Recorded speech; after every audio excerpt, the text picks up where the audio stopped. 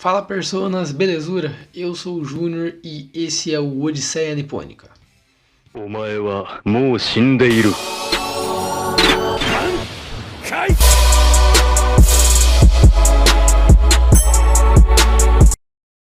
Tava meio sem ideia do que gravar. Eu pensei, por que não fazer um top obras que eu vi nesse meio tempo aí que a gente teve de. Estamos, né? Ainda de quarentena por conta do coronavírus, toda essa porcaria, né?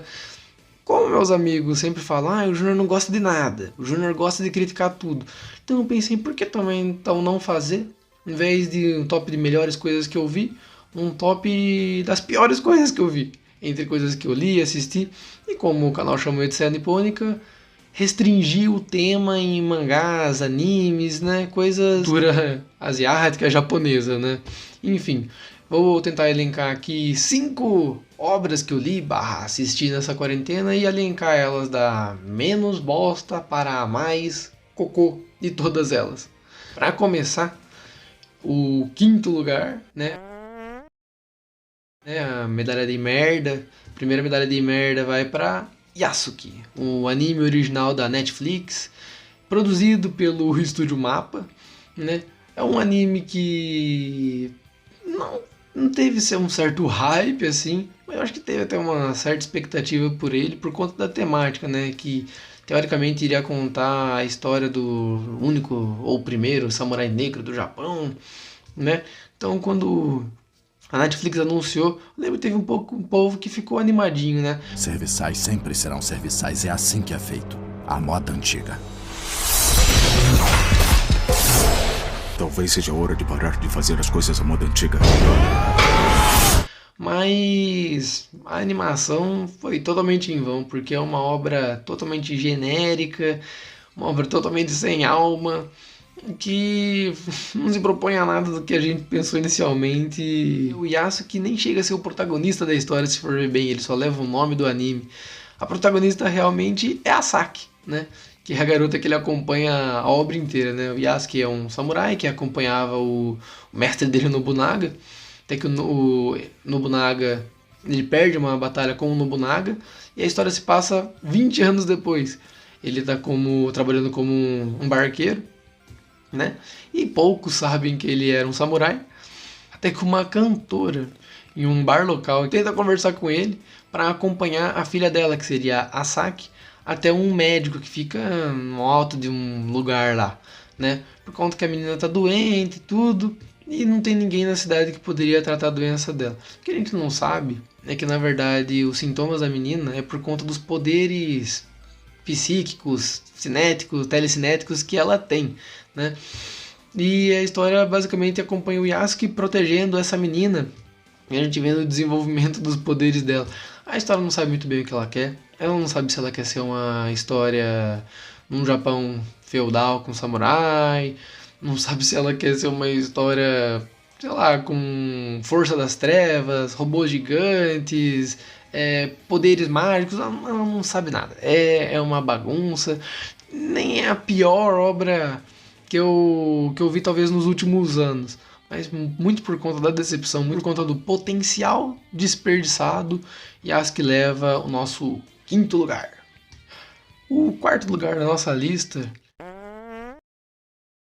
é um mangazinho lançado pela editora JBC. Sabe aquelas obras que estavam vindo depois de Another? Que é tudo do mesmo autor de Another. Então, essa é uma dessas obras.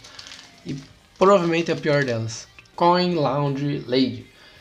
Como eu disse, provavelmente a pior obra desse mesmo autor de Another, desculpa. E a história acompanha a Maoko, que seria essa menininha aqui da capa, né? Ela vive numa lavanderia, aquelas lavanderias automáticas, né? E a história basicamente vai acompanhar ela e inicialmente a Haru Tanaka. Tô dando uma olhadinha aqui na colinha que eu fiz, tá? Porque faz tempinho até que eu li essa obra, não lembro o nome direito das personagens, então dá um desconto. Também ela é muito esquecível, pelo amor de Deus. Por que porque é ruim. A história é ruim, na verdade, acho que muito por conta da expectativa que eu criei em cima do manga. Não que eu tivesse super altas expectativas, mas eu comprei ele dando uma lida na sinopse dele na Amazon. E pela sinopse, eu achei que fosse um Life of Life, entende? Que mostrasse um pouco, sei lá, o desenvolvimento dos personagens. Eu vi que era uma obra de comédia, com toques de terror, pelo menos que indicava a sinopse. Então eu achei que pudesse ser bacana. Só que não. A história não é uma história linear, não é uma história que conta alguma história. Ela é como se fosse um amontoado de tirinhas, sabe? E tirinhas muito sem graça, na verdade. Eu acho que são piadas. O humor é muito subjetivo, né? O que é engraçado pra você pode não ser pra mim e vice-versa. Só que no caso de Coin Laundry Lady, eu acho que são piadas muito localizadas, sabe? Eu acho que são piadas que talvez quem seja japonês ou saiba japonês consiga aproveitar melhor, porque é aquele tipo de piada que parece meio deslocado na obra, sabe? Talvez por conta dos como ser a escrita delas com os kanjis ou de algum outro jeito, elas possam ser um pouquinho mais, como é que fala? Um duplo sentido, ou uma mesmo kanji que possa significar duas coisas, não sei. Sei que essa obra foi um desastre para mim. Tem até algumas obras dessas do mesmo autor de Another que eu considero legaisinhas, mas essa com certeza não é uma delas. Chegando no nosso pódio, o terceiro lugar vai para um manhwa chamado Angry, lançado pela Conrad lá em meados de 2006, mais ou menos, se eu não me engano. Em Angry a gente vai acompanhar o Suki Dogmin, a Shohazeo e o Young. O personagem principal seria o Suki Dogmin. A história começa com ele entrando numa academia de judô e derrotando todos os alunos. Aquela coisa básica de, como é que fala? Protagonistinha de shounen, né? O cara nunca tinha treinado judô na vida, mas é melhor que todo mundo da academia. Inclusive derrota a Haseo, que seria a estrela daquela academia de judô. A melhor lutadora, ninguém nunca ganhava dela. E a Haseo tinha um negócio, que ela prometeu que ela se casaria futuramente com a primeira pessoa, o primeiro garoto que derrotasse ela, né? Meu Deus, pra que fazer uma promessa tão bosta dessa? Por que é ruim?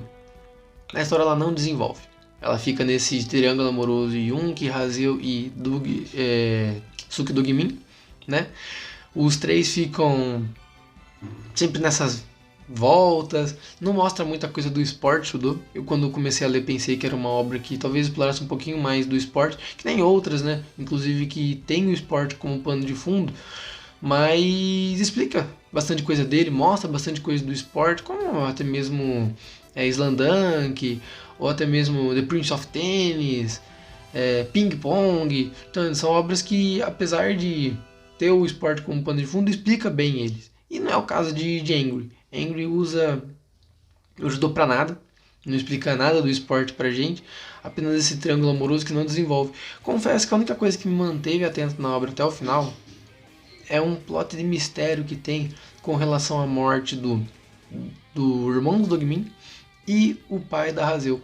A morte dos dois está meio entrelaçada por conta de alguma coisa, não vou ficar entrando muito em detalhe porque seria spoiler. Sem contar que os personagens são nada carismáticos.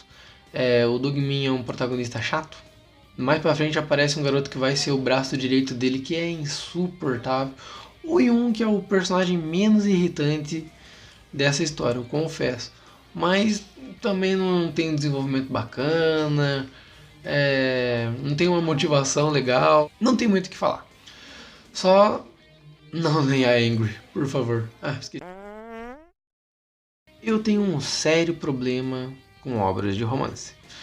Por quê? Porque é difícil fazer uma obra de romance boa, uma boa obra de romance envolvente, com personagens cativantes, carismáticos e que não entre tanto em clichês chatos. Porque o negócio do romance não são tantos clichês, porque a maioria acaba caindo nos mesmos. Mas se fizer de um jeito bem feito, um jeito gostoso de ler, um jeito gostoso de assistir, não tem problema. O problema é quando ela faz igual a Amar e Ser Amado. Meu pai amado, esse mangazinho da New Pop aqui é horroroso, mas horroroso em todos os sentidos. Uma das piores obras de romance que eu devo ter lido na vida, não só nesse período de quarentena. A história acompanha a Asuka. Ela é apaixonada pelo amigo de infância dela a vida inteira, né? Mas nunca teve coragem de se declarar, né? Ela sempre ficava naquela de, mãe, vamos perder a amizade. Ah, mas será que ele gosta de mim? Sempre via ele, rapaz, com, tipo, as namoradas dele, torcendo pra ele separar das namoradas. Até que um dia ela conhece o. Quer dizer, ela começa a ter mais contato com, acho que um colega de trabalho dela. E o cara, todo gamadão nela, entende? Meio que fica falando pra ela desencanar desse rapaz. E a história basicamente é só isso. É só isso. Por, sei lá, 160 páginas, 170 páginas de só a menina falando: Meu Deus, ele tá com outra menina. Meu Deus, espero que ele seja feliz. Espero que ele se separe dela. Espero que eu tenha a coragem de me declarar. Espero que ele aceite. Oh, meu Deus do céu. E o outro cara em cima. O outro cara chavecando ela, querendo sair, querendo conquistar ela. É só isso. Não tem desenvolvimento em nada. Não tem tipo. Tem histórias que não precisa ter desenvolvimento, na verdade. Tem histórias que só conta a história. Tipo, tem o desenvolvimento do romance em si, mas não dos personagens. Mas essa história não tem nada. Entende? Ela só é chata, monótona. E mesmo sendo curta, eu demorei.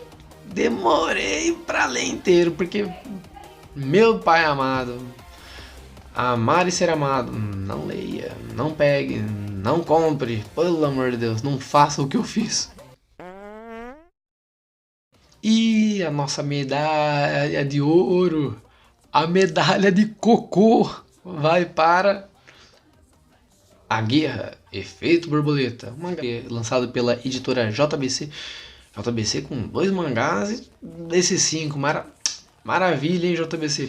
A história vai acompanhar o Tate Hashin, né? E o relacionamento dele com a namorada A Guerra.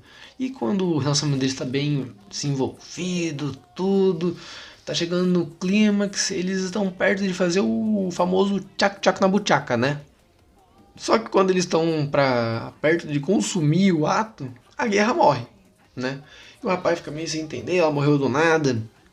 E a irmã dela aparece, a irmã mais velha dela aparece. Teoricamente seria a irmã mais velha, mas teoricamente a irmã mais velha dela aparece.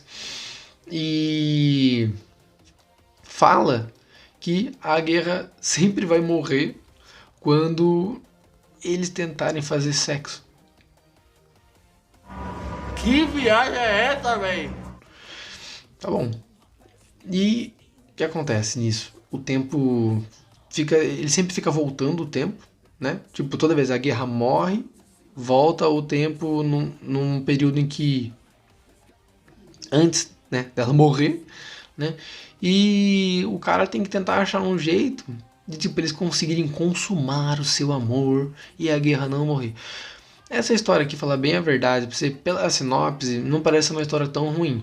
Tá bom, pelo nome você já vê, A Guerra, Efeito Borboleta. Efeito Borboleta a gente sabe que tem a ver com viagem no tempo, né? Eu pensei que seria uma história de romance em que o cara, né, teria que tentar salvar a amada dele. Só que você lendo o mangá, você percebe que ele pouco tem a ver com a sinopse dele. Entende? Você percebe pelo traço, até mesmo, dando uma folhada rápida, que tem um pouco de comédia. Só que a história em si é um pouco diferente, que nem eu falei da sinopse. Porque é tudo uma simulação criada pela essa irmã mais velha da Guerra. Eu coloco aspas, porque horas ela aparece como irmã mais velha da Guerra, horas ela aparece como professora da escola, horas ela aparece como enfermeira da escola, sabe? É sempre assim, ela aparece uma coisa, mas a enfermeira aparece como enfermeira, mas a irmã da Guerra não. A própria Guerra às vezes se refere a ela só como enfermeira. Ah, é a enfermeira da escola. Ah, é a médica, a professora da escola. Ah, é a minha irmã. Entende? Então, basicamente, esse mangá inteiro é uma grande simulação criada por essa mulher para ver a Guerra sempre morrer enquanto outro rapaz tenta salvar ela. As piadas não funcionam. As piadas, basicamente, tudo relacionado a eti forçado, peito, bunda. Eu confesso que eu até me sinto mal por ter rido de pelo menos umas 2, 3 piadas. De tão ruim que era. Sabe quando você ri nervoso? Você ri porque você tá querendo entender por que você tá lendo esse negócio. Então, acho que deve ter sido por isso que eu devo ter dado umas 2 ou 3 risadas lendo essa bomba aqui. Bem, pessoal, essa foi a minha lista de 5 obras mais cocô que eu vi nesse período aí de 2020, 2021 que estamos em quarentena, né? Deixa aí o que você achou, sugestão do que eu posso melhorar. O primeiro vídeo que eu gravo sozinho, tô meio travadão ainda, tentando achar um formato bacana de como poderia gravar. Comenta, curte, não sei onde que tá aqui as coisas no YouTube, faça a menor ideia. Se inscreve no canal, acompanhe os vídeos do Odisseia Nipônica. A gente tá tentando postar vídeo toda semana, ou às vezes a maior parte dos vídeos vão sair em grupo, né? Comigo, com o Davó, com o João, com o Paulo, que é o boss, né? Então, dá uma forcinha aí pra gente. Comenta aí também a sua lista de obras horríveis, tenebrosas que você leu na quarentena. Confesso que se fosse colocar obras no geral, teria até mais coisa pra colocar aqui. Tem umas séries ruins que eu vi, filme ruim, HQ é ruim, mas que nem eu falei, por o canal ser focado mais em mangás, né, animes, eu preferi me limitar a essas obras, né? Mas então é isso, muito obrigado pessoal, forte abraço, é nóis!